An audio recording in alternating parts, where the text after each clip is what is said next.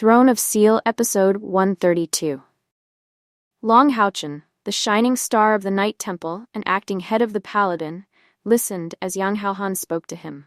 Yang reassured him that the restrictions placed on him by the Alliance weren't due to discontent, but rather the high hopes they had for him.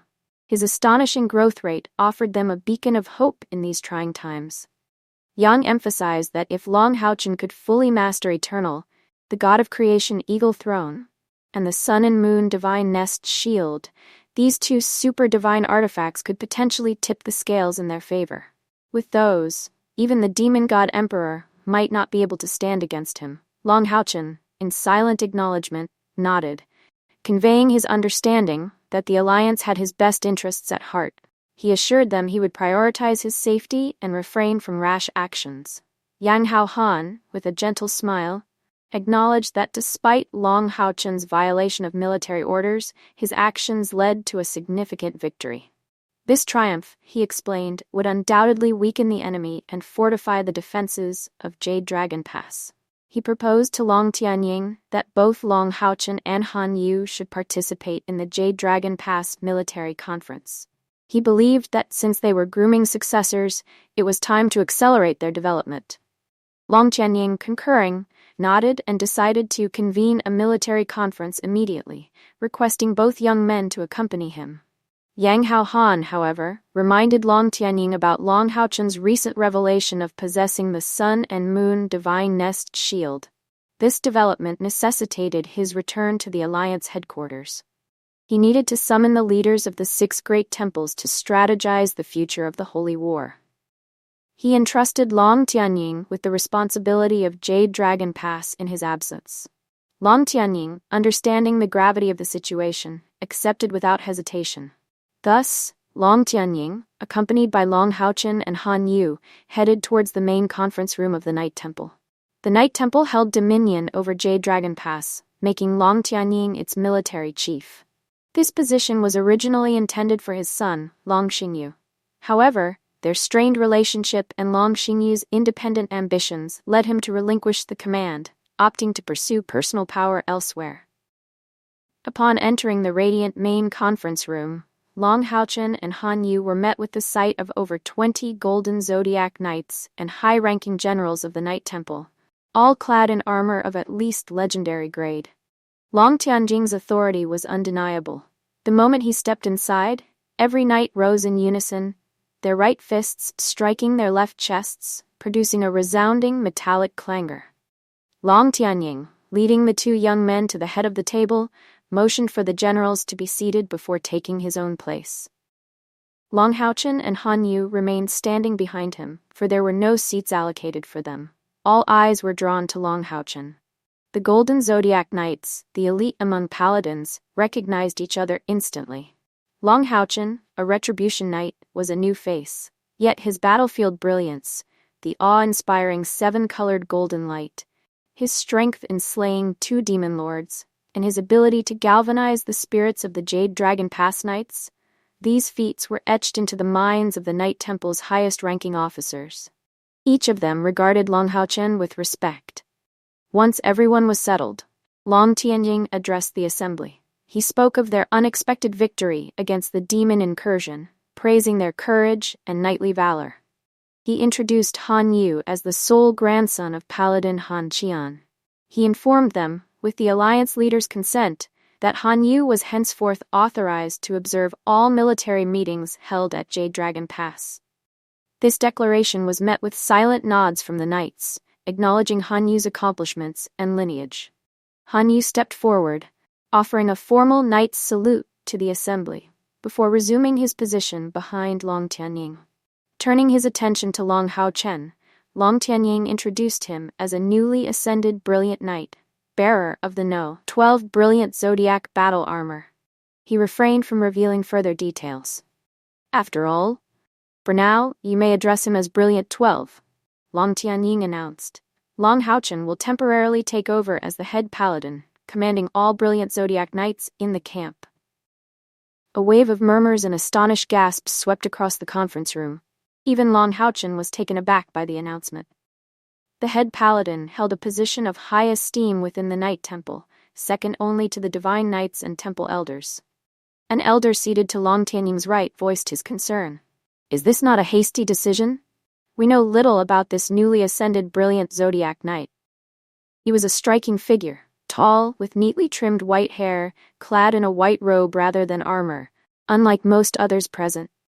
His eyes, when open, gleamed with an intense golden light, yet his aura was carefully subdued. Even with his enhanced spiritual power, Long Haochen couldn't discern the elder's true cultivation level. An inexplicable, distorted brilliance shrouded the elder's form. This decision, stated Long Tianying, addressing the elder directly, was reached after careful deliberation with the alliance leader. Brilliant 12 is a retired demon hunter who has demonstrated exceptional service to the alliance. He is more than worthy of this position. The white-robed elder, seemingly satisfied with the explanation, offered a curt nod and fell silent. Long Tianying then turned to address the assembly. The mantle of head paladin has always been borne by Han Qian. However, recent years have seen him assisting the alliance leader with critical matters, preventing him from actively leading the Paladin Legion in battle. Acknowledging the unspoken sentiment in the room, he continued, I understand that some among you, esteemed brilliant Zodiac Knights, may harbor reservations about Brilliant 12's appointment. Rest assured, the temple does not make such decisions lightly. His next words were laced with an authoritative weight, demanding their full attention. Let me illuminate one of Long Haochen's achievements. Should any of you deem your contributions to the alliance to surpass his, step forward, and we shall discuss this openly. If your claim indeed holds merit, then the mantle of acting head paladin shall be yours. A heavy silence descended upon the conference room. Long Tianying, a divine knight, commanded absolute authority within the Knight Temple. He had led their armies, and his judgment was not to be challenged lightly. Furthermore, he had framed the acting head paladin position as one earned through merit. Every knight in that room, having dedicated their lives to the Temple Alliance and the Knight Temple, possessed an inherent sense of pride and accomplishment. They, too, were eager to learn what extraordinary feat this newly ascended Brilliant 12 had achieved to warrant such an unprecedented promotion. Not long ago, Long Tianying began, his gaze sweeping across the room. Brilliant 12, leading his team, ventured deep into the heart of demon territory. He paused, allowing a moment of anticipation to build. And there, they vanquished the 72nd-ranked demon god, the snake demon god, Ondo Mali. The initial silence was broken by a ripple of muted reactions. Some knights appeared unconvinced. While slaying a demon god was undoubtedly a remarkable achievement, Ondo Mali was ranked at the very bottom. A significant feat, yes, but hardly one that would eclipse the combined accomplishments of every senior knight present. Long Tianjing, however, continued, his voice steady and measured, and he destroyed Ondo Mali's demon god pillar. The impact of his words was instantaneous and electrifying. The room erupted in a cacophony of gasps and exclamations. Killing the snake demon god was one thing, but the destruction of a demon god pillar, that was an accomplishment of a whole different magnitude. In the 6,000 years since the onset of the Dark Ages, no human had ever achieved such a feat. And yet, here stood Brilliant 12, the first to shatter a demon god pillar, forever altering the balance of power. It signified that humanity finally possessed a means to counter the demon god pillars, a means to strike at the very core of the demon race's power. This single accomplishment dwarfed all others, not just within the confines of the Knight Temple, but within the entire Temple Alliance. The senior knights gazed upon Long Haochen with newfound respect, their eyes reflecting a potent mix of awe and admiration. Along with this curiosity, a profound respect for strength resonated within the room, while the method Long Haochen had employed to destroy the demon god pillar remained a mystery. Its significance was undeniable. Elder He, who had earlier questioned Long Haochen's appointment, rose slowly and, facing the young knight, struck his right fist against his chest in a solemn salute. Vice Hallmaster of the Knight Temple, Divine Knight He Jun, he declared, his voice filled with newfound respect. He offered Long Haochen a sincere apology for his previous doubts, acknowledging that the young knight had indeed brought unparalleled glory to their order. The title of head paladin, He Jun affirmed, was rightfully deserved. Long Haochen swiftly returned the salute, proclaiming, "For the glory of the knights." His words reverberated throughout the room, echoed by every knight present. The destruction of a demon god pillar, the first in the history of the Knight Temple, was an achievement that eclipsed all others within the Temple Alliance. It was a moment of profound pride and honor for every knight. He Jun, with an approving nod towards Long Haochen, turned to Long Tianying. He proposed that the acting prefix be removed from Brilliant Twelve's title and that he be granted the full title of Vice Hall Master. To everyone's surprise, Long Tianying shook his head. Long Haochen's future position will be decided once he receives the recognition of the Divine Eagle Throne, he stated firmly. He added that, given his young age, it would be inappropriate to elevate him to such a high position just yet. His words sent ripples of astonishment through the assembly. It was clear that Long Tianjing believed wholeheartedly that Brilliant 12 would ascend to become the fourth divine knight of the Knight Temple. Long Haochen understood his grandfather's intention. He was building momentum, paving the way for his future. He Jun, his curiosity piqued, inquired about Long Haochen's age. "That," Long Tianying replied with a knowing smile, "is a detail that will be revealed when he ascends to the rank of Divine Knight. For now, it remains confidential." He impressed upon the assembly the need for absolute discretion regarding the day's events, reminding them that everything discussed was to be kept strictly confidential. And so, Long Haochen officially assumed the mantle of acting head paladin, taking his place among the highest echelons of the Knight Temple. As he settled into his seat, Han Yu stood proudly behind him, further fueling the speculation and curiosity surrounding Long Haochen's true identity. The stage was set for the commencement of Jade Dragon Pass's highest-level military conference. Each general had a clearly defined role, and the somber task of compiling battlefield statistics began. Long Haochen, observing the proceedings intently, realized the wisdom behind his grandfather's decision to include him. He absorbed every detail, committing the presented data to memory. Thankfully, the Knight Temple's losses in the recent battle had been relatively light. Long Tianying's strategic brilliance and emphasis on immediate medical treatment for the wounded had proven effective. Injured soldiers were promptly rotated out of combat and replaced with fresh troops. By ensuring that no more than 20,000 soldiers were engaged in battle at any given time, casualties had been minimized. However, this strategy, while effective in preserving lives, came at a cost. It fostered a sense of passivity among the troops and impacted their overall morale. After reviewing the summarized reports, Long Tianying announced that the demon forces were facing a critical shortage of supplies. Their recent offensive, he explained, had been a desperate attempt to weaken the Knight Temple and seize their provisions. A gambit that had failed spectacularly. He anticipated another demon offensive soon and urged everyone to prepare for a prolonged siege. He stressed the need for a tactical shift. The demon forces, already weakened by the harsh environment and dwindling supplies, were becoming increasingly vulnerable. It was time for the Knight Temple to transition from a purely defensive stance to a more balanced strategy, incorporating both offensive and defensive maneuvers. His words were met with enthusiasm. After enduring a year and a half of relentless pressure within the confines of Jade Dragon Pass, the prospect of a more proactive approach was met with palpable relief. The Vice Hall Master and other high-ranking officers voiced their support for the proposed strategy, emphasizing the need for meticulous planning to ensure the continued security of Jade Dragon Pass. Long Tianjing's cautious approach over the past 18 months had proven undeniably effective. Despite the frustration felt by some, casualties had been kept to a minimum.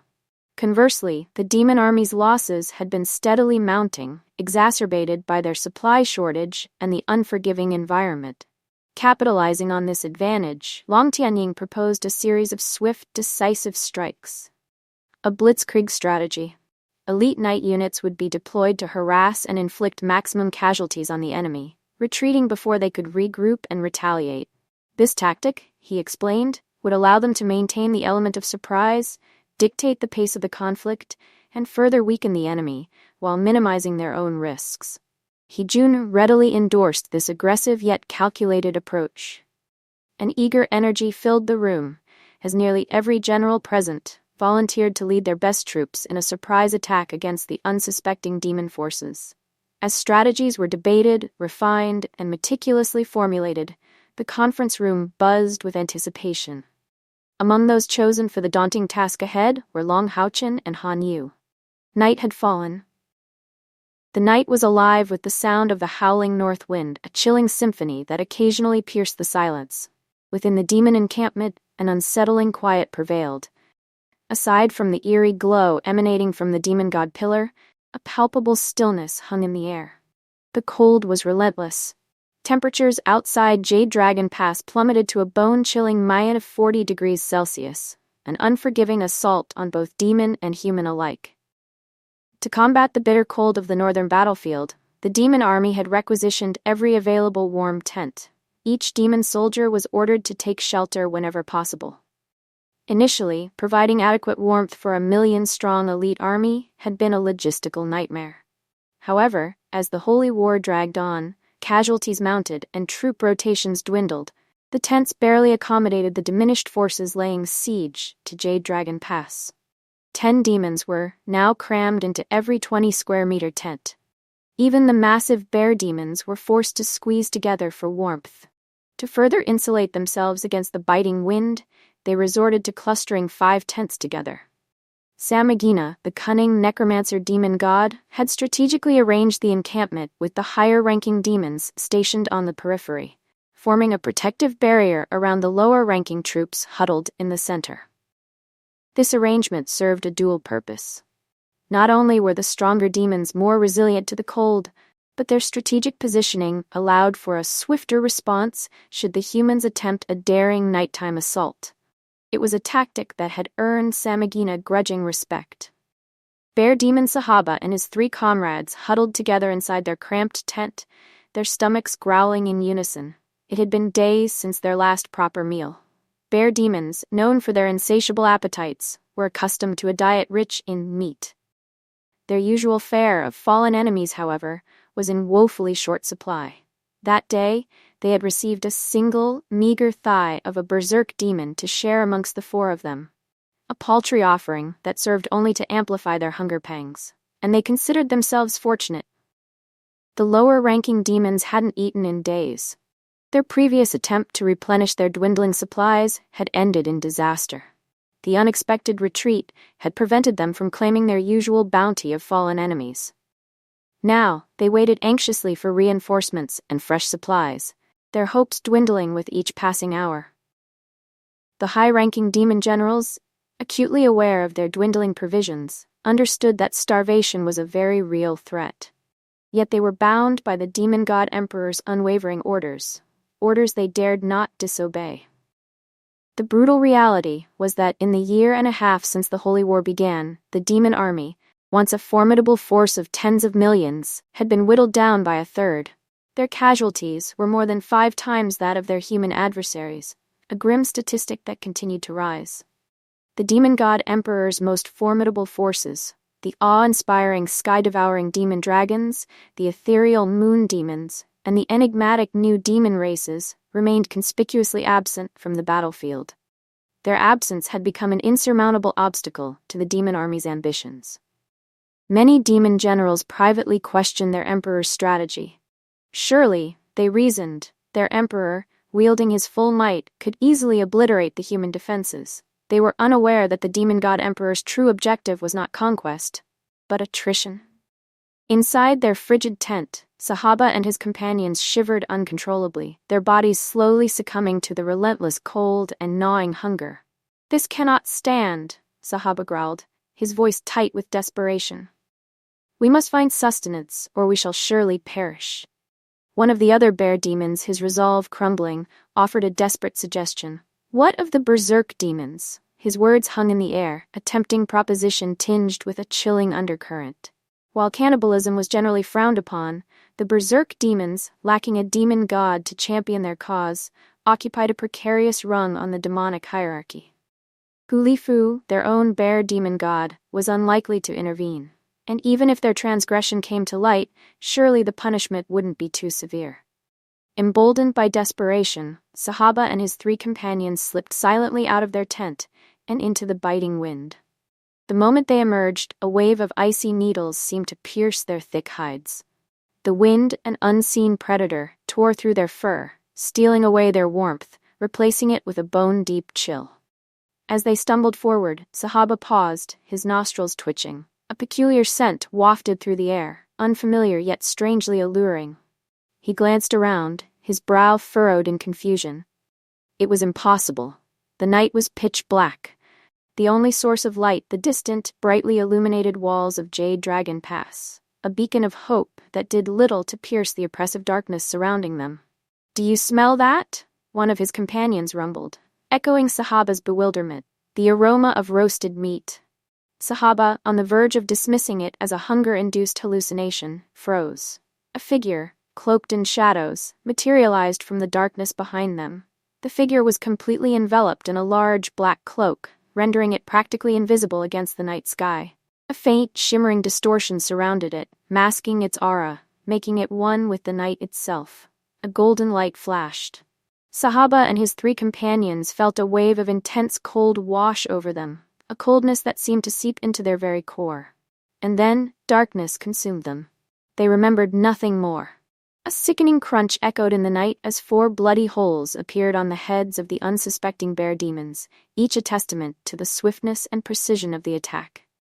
One strike, instantaneous. They hadn't even had time to cry out. In the freezing cold, their bodies stiffened, frozen solid in a macabre tableau. No blood spilled, it was too cold. The cloaked figure, with a subtle gesture, beckoned. Several more figures, similarly concealed, materialized from the darkness, their movements silent and fluid. With a whispered command, they formed a single line, their presence exuding an air of disciplined lethality. The figure at the head of the line lowered his hood, revealing the weathered, aged face of He-Jun, Vice Hall Master of the Night Temple. He was clad in a magnificent suit of orange-red armor, his head bare. Behind him stood 50 figures, each radiating a faint, distorted aura. This, Long Haochen knew, was a testament to the special equipment they wore, similar in function to his own spiritual power shield. The temple, despite the ongoing war, had spared no expense in equipping its elite forces with these powerful artifacts. Each of these warriors wore a necklace known as a spirit tent, a testament to the temple's ingenuity and vast resources. Please give us a like and subscribe, fellow Taoists. Let's continue our chat in the next episode.